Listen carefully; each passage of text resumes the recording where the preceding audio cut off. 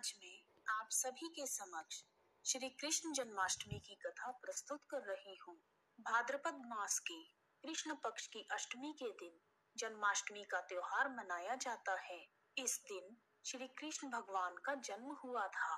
आइए शुरू करते हैं श्री कृष्ण जन्माष्टमी की कथा। बोलो बांके बिहारी लाल की जय। जय श्री कृष्णा। श्री कृष्ण भगवान का जन्म अपने मामा कंस का वध करने के लिए हुआ था। कंस पूर्व जन्म में हिरण्याक्ष का पुत्र और वृंदा का पिता दैत्य कालनेमी था। सतयुग में दो बलशाली दैत्य हुए, हिरण्यकश्यपु और हिरण्याक्ष। हिरण्याक्ष ने अपनी शक्ति से पृथ्वी को सागर में डुबो दिया।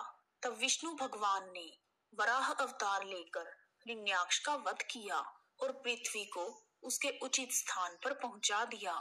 फिर उन्होंने अपने परम भक्त प्रहलाद की रक्षा के लिए नरसिंह अवतार लेकर हिरण्यकश्यपु का वध किया। हिरण्याक्ष के दो पुत्र थे, अंधक और कालनेमी, जो उसी की तरह शक्तिशाली थे। अंधक अपनी शक्ति के मद में माता पार्वती से धृष्टता कर बैठा और महारुद्र के हाथों मारा गया। तब कालनेमी ने भगवान शिव शंकर से प्रतिशोध लेने के लिए अपनी पुत्री वृंदा का विवाह जलंधर नामक दैत्य से कर दिया, जो भगवान शिव शंकर का घोर शत्रु था। वृंदा को यह वरदान मिला हुआ था कि उसके होते उसके पति की मृत्यु नहीं हो सकती। वृंदा का सतीत्व जलंधर को बचा नहीं पाया और वह भगवान विष्णु के छल के कारण शिव भगवान के हाथों मारा गया। जब कालनेमी को भगवान विष्णु के छल और अपनी पुत्री और दामाद की मृत्यु का समाचार मिला तो उसने विष्णु जी से प्रतिशोध लेने की प्रतिज्ञा की। अपने चचेरे भाई प्रहलाद के लाख समझाने पर भी कालनेमी ने भगवान विष्णु पर आक्रमण कर दिया। उस युद्ध में भगवान विष्णु ने अपने सुदर्शन चक्र से कालनेमी का अंत कर दिया। मरते हुए कालनेमी ने प्रतिज्ञा की कि वह फिर से जन्म लेगा और विष्णु भगवान से अपना बदला लेगा। अपने भाई की मृत्यु पर प्रहलाद बहुत दुखी हुआ। अंततः प्रहलाद की प्रार्थना पर विष्णु जी ने उसे आश्वासन दिलाया कि अगले जन्म में भी वही उसका वध करके उसे जीवन मरण के चक्र से मुक्त करेंगे। द्वापर युग में कालनेमी ने मथुरा के राजा उग्रसेन के पुत्र कंस के रूप में जन्म लिया। कंस ने मगध के शासक जरासंध की दो बेटियों अस्ति और प्राप्ति से विवाह किया। उस समय के सबसे शक्तिशाली राजा जरासंध की सहायता प्राप्त करके कंस बहुत अधिक शक्तिशाली हो गया। वह प्रजा को कष्ट पहुंचाने लगा। उसने अपने पिता उग्रसेन को बंदी बनाकर जेल में डाल दिया और स्वयं मथुरा का राजा बन बैठा। कंस की चचेरी बहन का नाम देवकी था। आसुरी प्रवृत्ति होते हुए भी वह अपनी चचेरी बहन से बहुत स्नेह रखता था। जब भी कंस रुष्ट होता था तो देवकी को ही जिम्मेदारी दी जाती थी कि वह उसे मनाए और समझाए। कंस कभी भी देवकी का कहा नहीं टालता था। देवकी का विवाह बड़ी धूमधाम से वासुदेव के साथ कर दिया गया। विदाई के समय कंस स्वयं रथ हाँक कर अपनी बहन को उसके ससुराल छोड़ने जा रहा था। तभी मार्ग में आकाशवाणी हुई, अरे मूर्ख, जिस देवकी को तू बड़े प्रेम से ले जा रहा है उसी में तेरा काल बसता है। इसी के गर्भ से उत्पन्न 8वां बालक तेरा वध करेगा। आकाशवाणी को सुनते ही कंस का सारा प्रेम समाप्त हो गया और वह रथ से कूद पड़ा और वह देवकी के केश पकड़कर तलवार से उसका वध करने के लिए तैयार हो गया। खुशी के माहौल में उदासी छा गई। स्नेह का स्थान द्वेष ने ग्रहण कर लिया। कंस क्रोधित होकर बोला, विष के वृक्ष को बढ़ने ही क्यों दिया जाए जब उसके फलों से मृत्यु की संभावना हो। बढ़ने से पहले वृक्ष को काट देना ही बुद्धिमानी है। मैं अभी इस देवकी का अंत कर देता हूँ। ना रहेगा बांस और ना बजेगी बांसुरी। फिर पास में बैठे हुए वसुदेव ने बड़े धैर्य के साथ उसे समझाया और विश्वास दिलाया कि हमारे जितने भी पुत्र होंगे हम सब तुम्हें दे देंगे। तुम इस अबला नारी को, जो तुम्हारी छोटी बहन है, क्यों मार रहे हो। कंस वासुदेव की बात को मान गया, लेकिन उसने वासुदेव और देवकी को कारागार में कैद कर लिया। फिर बंदी गृह में देवकी और वसुदेव को प्रथम पुत्र हुआ। वासुदेव अपने वचन के अनुसार बच्चे को लेकर कंस के पास पहुंच गया।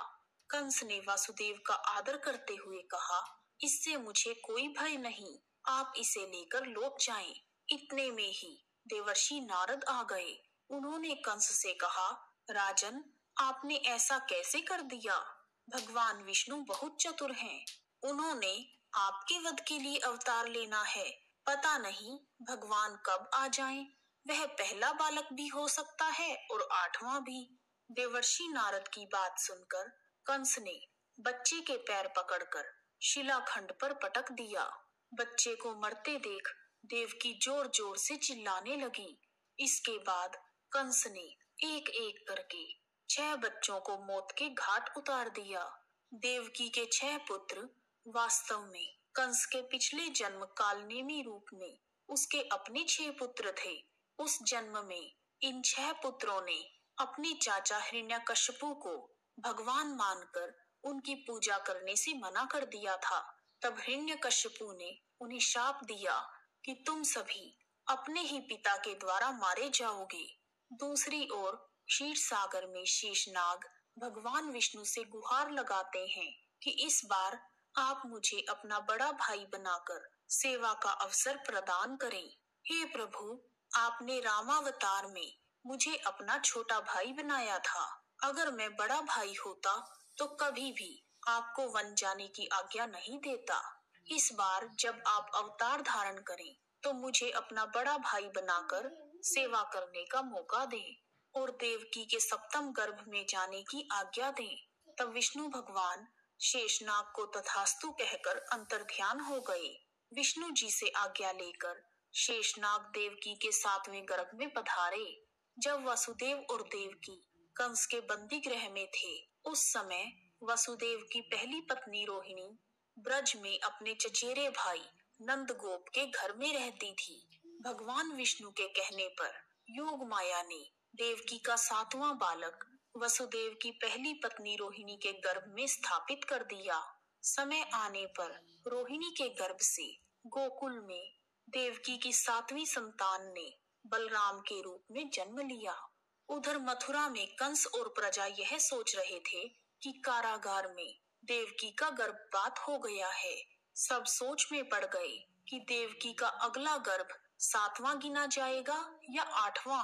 कुछ समय के बाद देवकी के गर्भ में स्वयं भगवान विष्णु पधारे और विष्णु भगवान के आदेश के अनुसार योग माया ने स्वयं को यशोदा के गर्भ में स्थापित कर दिया। भगवान विष्णु के देवकी के गर्भ में आते ही बंदी गृह में अलौकिक प्रकाश फैल गया और चारों ओर फूल बिछ गए। यह सुनकर कंस भयभीत हो गया और उसने बंदी गृह के दरवाजे पर राक्षसों की पहरेदारी बढ़ा दी।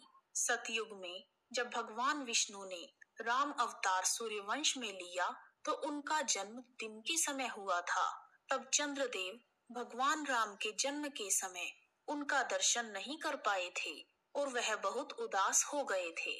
तब विष्णु जी ने उन्हें आश्वासन दिया कि द्वापर युग में वह चंद्रवंश में आधी रात को जन्म लेंगे ताकि चंद्रदेव उनके दर्शन कर सकें। अतः भाद्र मास की कृष्ण पक्ष की अष्टमी की अर्धरात्रि को भगवान श्री कृष्ण धरती पर अवतरित हुए।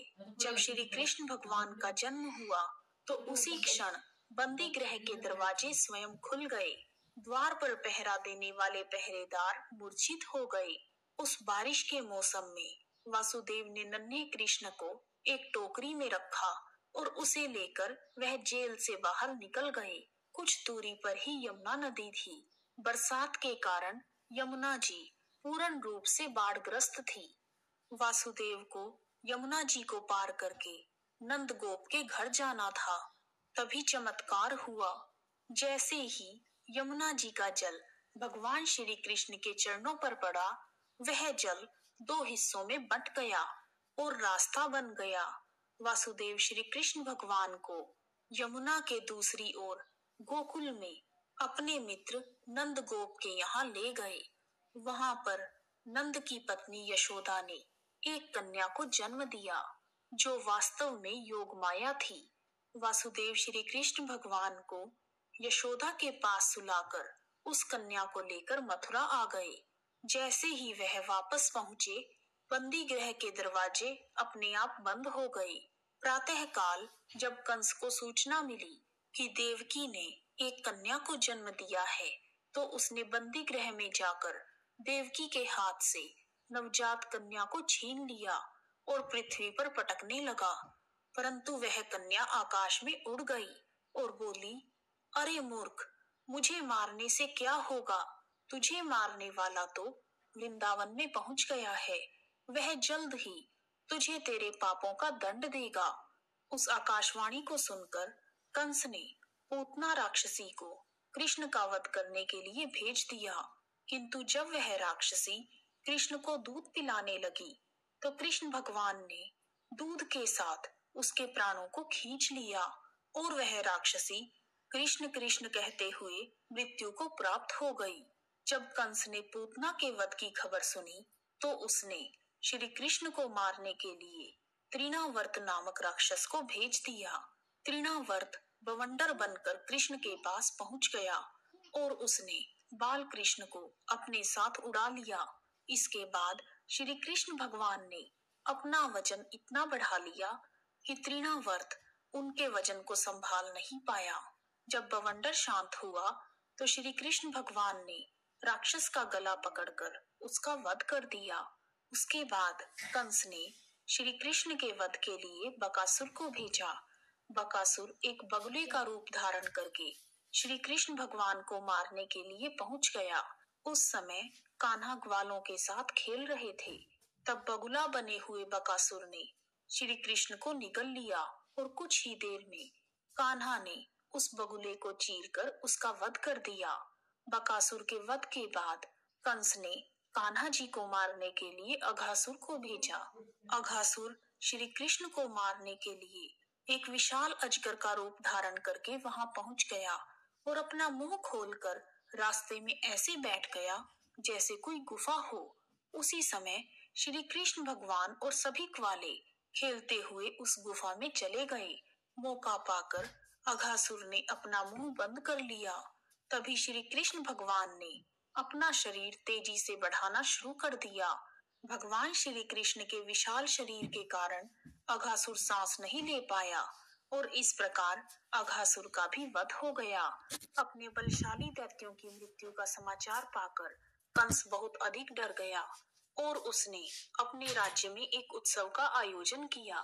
इस उत्सव में उसने श्री कृष्ण भगवान और बलराम को धनुष यज्ञ के लिए आमंत्रित करके मार डालने की योजना बनाई।